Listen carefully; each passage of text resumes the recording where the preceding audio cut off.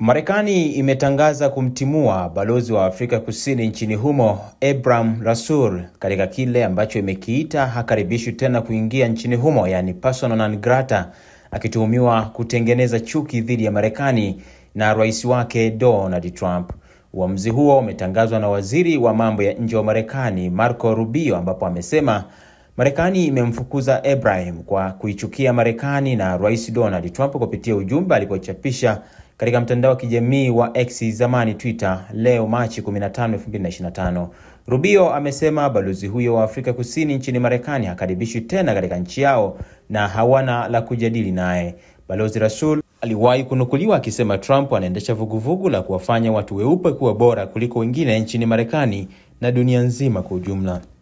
Uamuzi wa kumfukuza balozi huyo umechukuliwa zikiwa zimepita wiki chache tangu mataifa hayo yaingie katika mzozo unaotajwa kuchangiwa na uwepo wa sheria inayolenga kupora ardhi kutoka katika umiliki wa walowezi weupe nchini Afrika Kusini.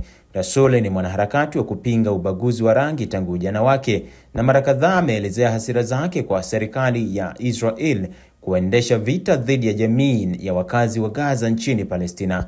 Itakumbukwa Februari mwaka huu Trump alisitisha msaada kwa nchi za Afrika Kusini, akitaja sababu kuwa ni sheria kali nchini humo ambayo anadai inaruhusu ardhi ya kuporwa kutoka mikononi mwa walowezi weupe.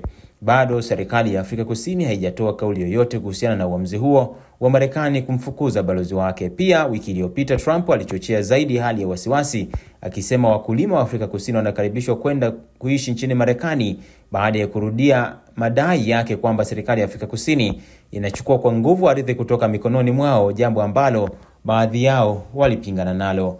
Endelea kufuatilia Mwananchi Digital, tutakusogezea kila updates inayojiri kuhusiana na mzozo ambao unaendelea kati ya Rais Donald Trump na serikali yake dhidi ya serikali ya Afrika Kusini iliyoko chini ya Rais Cyril Ramaphosa. Jina langu ni Mgongo Kaitira.